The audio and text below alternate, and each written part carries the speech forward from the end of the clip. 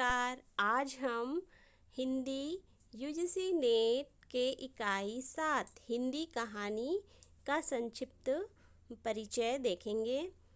हमारे पाठ्यक्रम में 21 कहानियाँ हैं जिनको 17 कहानीकारों ने लिखा है, तो यह आपके लिए बहुत ही महत्वपूर्ण है। तो अंत तक बने रहिए और आप चाहें तो स्क्रीनशॉट लेकर या शॉर्ट नोट्स बना सकते हैं।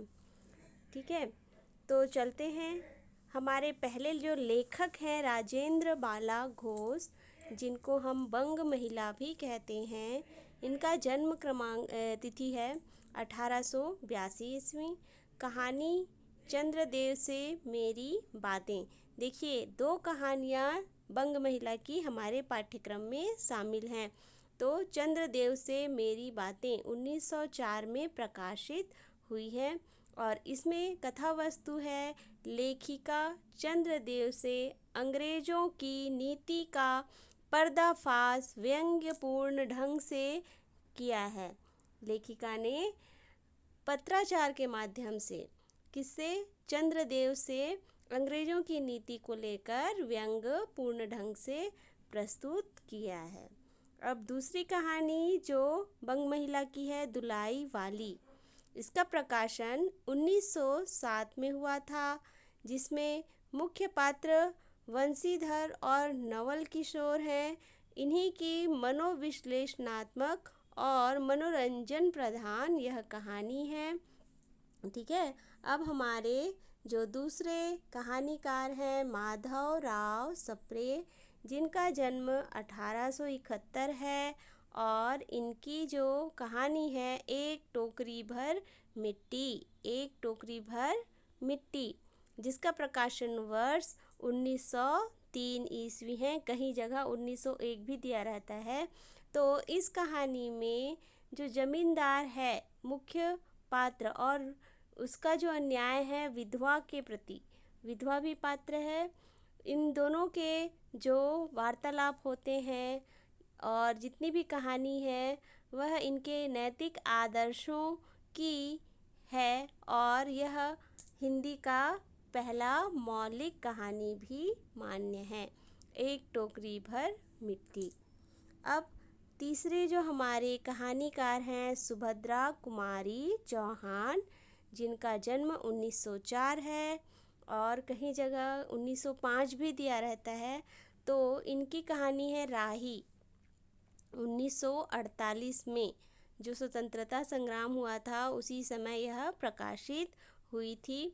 तो जो लेखिका है वह राही और अनीता की जेल में संवादात्मक और आत्मविश्लेषणात्मक कहानी को राही के रूप में प्रस्तुत किए हैं। ठीक है, अब हमारे चौथे जो कहानीकार हैं प्रेमचंद जी।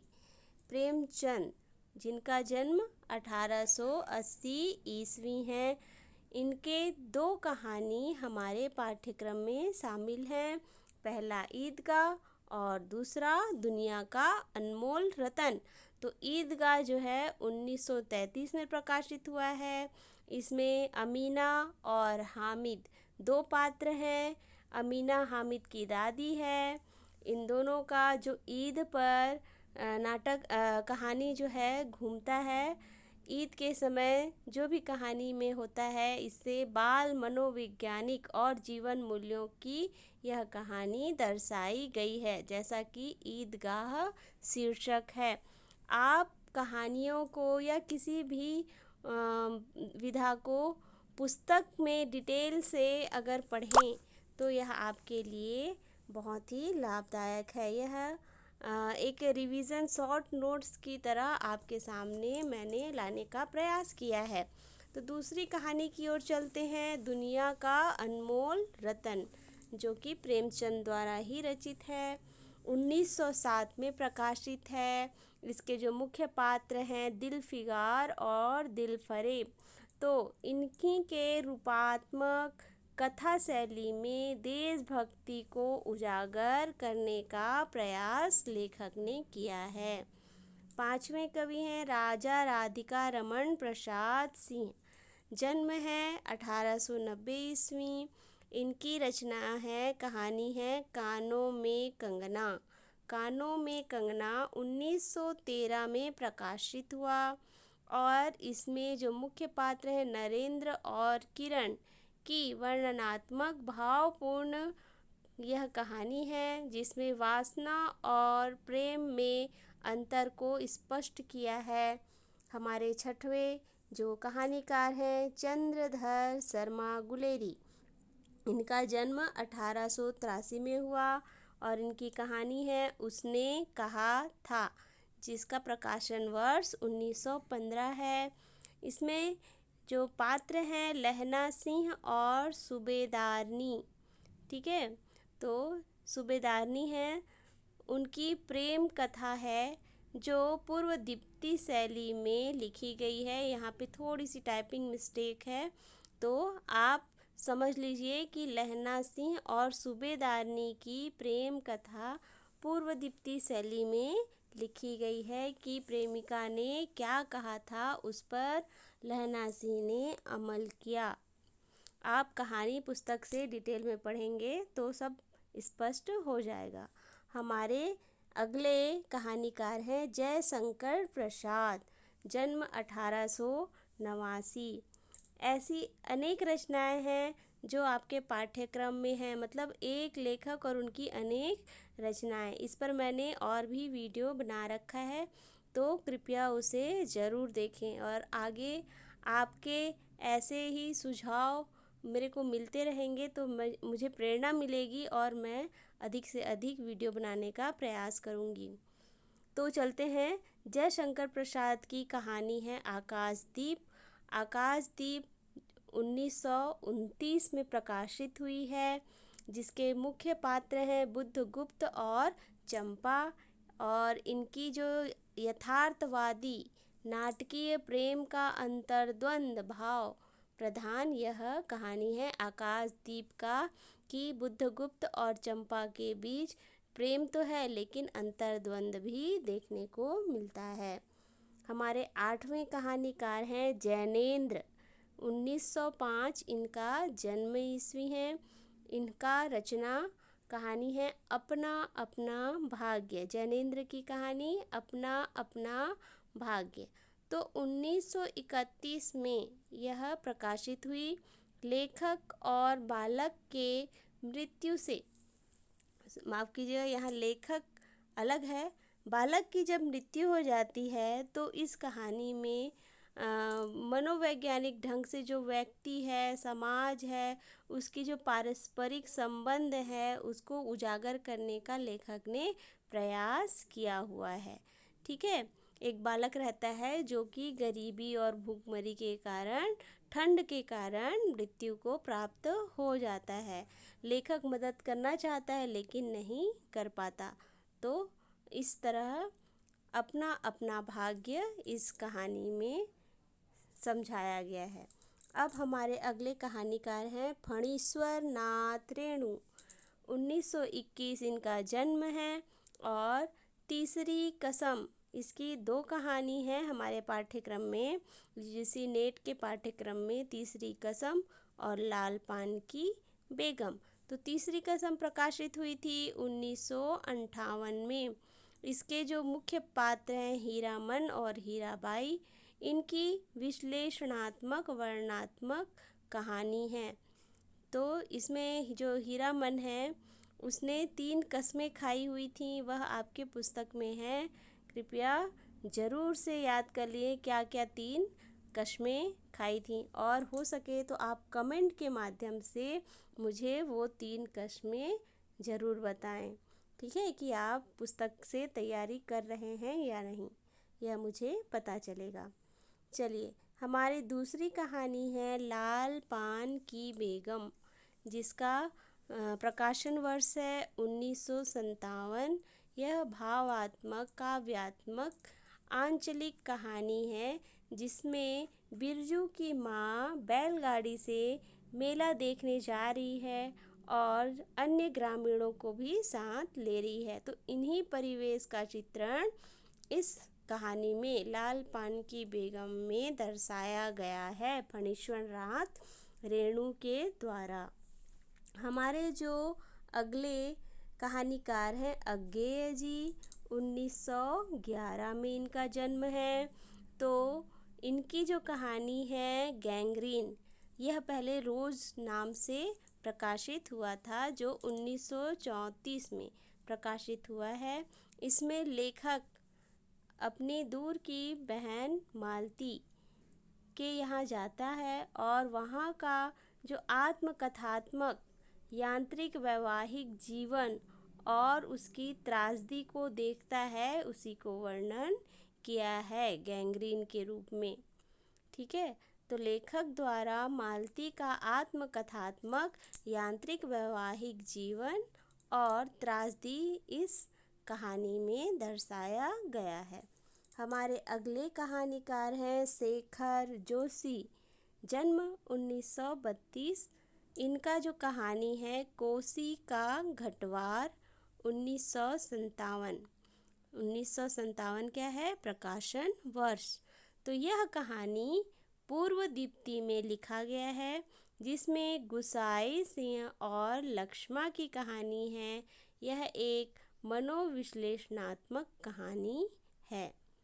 ठीक है, अगली जो कहानीकार हैं भीष्म साहनी, 1915 इनका जन्म है।